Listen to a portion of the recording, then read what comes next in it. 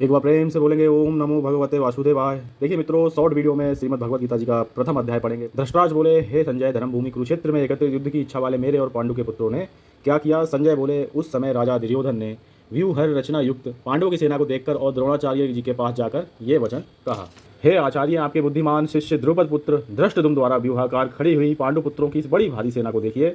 इस सेना में बड़े बड़े धनुषों वाले तथा युद्ध में भीम और अर्जुन के समान सूरवीर सात्विकी हैं और विराट हैं तथा महारथी राजा द्रुपद हैं, धृष्टकेतु हैं और चेकितान तथा बलवान काशीराज हैं, पुरुजित हैं, कुंतीभोज हैं और मनुष्यों में श्रेष्ठ सैव्य हैं, पराक्रमी युधामन्यु हैं तथा बलवान उत्तम मौजा सुभद्रा पुत्र अभिमन्यु एवं द्रौपदी के पांचों पुत्र, ये सभी महारथी हैं।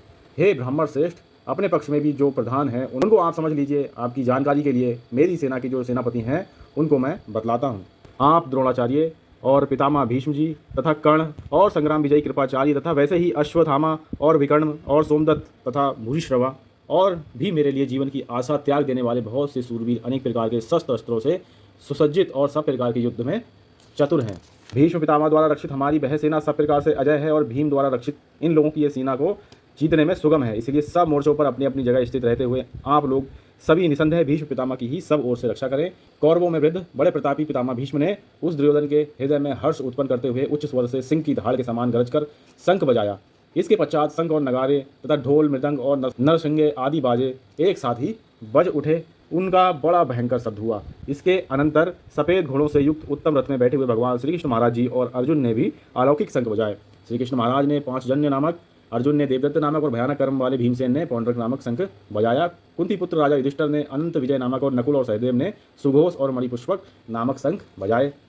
श्रेष्ठ धनुष वाले काशीराज और महारथी शिखंडी एवं धृष्टद्युम्न तथा राजा विराट और अजय सात्विकी राजा द्रुपद एवं द्रौपदी के पांचों पुत्र और बड़ी भुजा वाले सुभद्रा पुत्र अभिमन्यु तथा सभी ने, हे राजन, सब ओर से अलग अलग शंख बजाए और उन भयानक शब्द ने आकाश और पृथ्वी को भी गुंजराते हुए धृतराष्ट्रों के अर्थात आपके पक्ष वालों के हृदय विदीर्ण कर दिए। हे राजन, इसके बाद कपिध्वज अर्जुन ने मोर्चा बांधकर डटे हुए धृतराष्ट्र संबंधियों को देखकर उस शस्त्र चलने की तैयारी के समय धनुष उठाकर ऋषिकेश श्री कृष्ण महाराज से ये वचन कहा।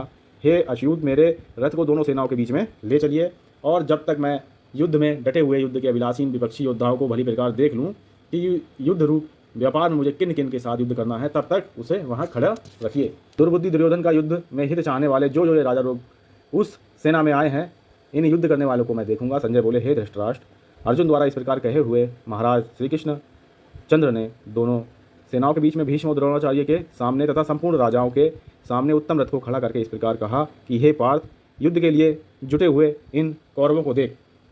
इसके बाद प्रथापुत्र अर्जुन ने उन दोनों ही सेनाओं में स्थित ताऊ को, चाचाओं को, दादों परदादाओं को, गुरुओं को, मामाओं को, भाइयों को, पुत्रों पौत्रों तथा मित्रों को, ससुरों को, सुहृदों को भी देखा।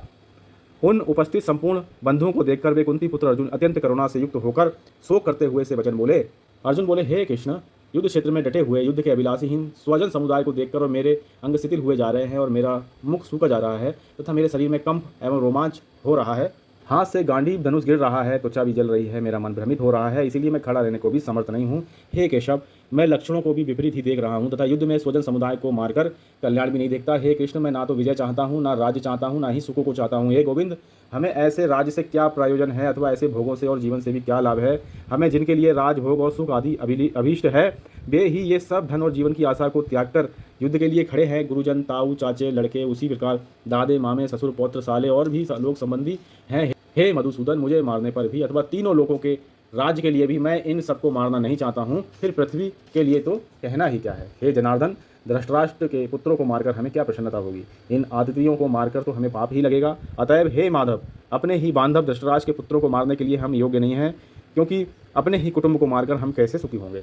यद्यपि लोभ से भ्रष्टचित हुए ये लोग कुल के नाश से उत्पन्न दोष को और मित्रों से विरोध करने में पाप को नहीं देखते, तो भी हे जनार्दन, कुल के नाश से उत्पन्न दोष को जानने वाले हम लोग तो इस पाप से हटने के लिए क्यों नहीं विचार करते। कुल के नाश से सनातन कुल धर्म नष्ट हो जाता है, धर्म के नाश हो जाने पर संपूर्ण कुल में पाप फैल जाता है। हे कृष्ण, पाप के अधिक बढ़ जाने से कुल की स्त्रियां अत्यंत दूषित हो जाती हैं और हे वैष्णव, स्त्रियों के दूषित हो जाने पर वर्णशंकर उत्पन्न होता है। वर्णशंकर कुल घातियों को और कुल को नरक में ले जाने के लिए होता है। लुप्त हुई पिंड और जल की क्रिया वाले अर्थात श्राद्ध और तर्पण से वंचित इनके पितर लोग भी अधोगति को प्राप्त होते हैं। इन वर्णशंकरकारिक दोषों से कुल घातियों के सनातन कुल धर्म और जाति धर्म नष्ट हो जाते हैं। हे जनार्दन, जिनका कुल धर्म नष्ट हो गया, ऐसे मनुष्यों का अनिश्चित काल तक नरक में वास रहता है, ऐसा हम सुनते आए हैं। हाँ अशोक, हम लोग बुद्धिमान होकर भी महान पाप करने को तैयार हो गए, जो राज्य और सुख के लोभ से स्वजनों को मारने के लिए उद्यत हो गए। यदि मुझ शस्त्र रहित एवं सामना न करने वाले को शस्त्र हाथ में लिए हुए धृतराष्ट्र के पुत्र रण में मार डालें तो वह मरना भी मेरे लिए अधिक कल्याणकारी होगा। संजय बोले, रणभूमि में शोक से उदिंग मन वाले अर्जुन इस प्रकार कहकर बाण सहित धनुष को त्याग कर रथ के पिछले भाग में बैठ गए। ओम दशरथी श्रीमद् भगवद गीता सुपनिषत्सु ब्रह्म विद्याया योग शास्त्रे श्री कृष्ण अर्जुन संवादे अर्जुन विषाद योगो नाम प्रथम अध्याय। यहाँ पे पहला अध्याय यहाँ पे संपन्न हुआ। एक बार प्रेम से बोलिए ओम नमो भगवते वासुदेवाय।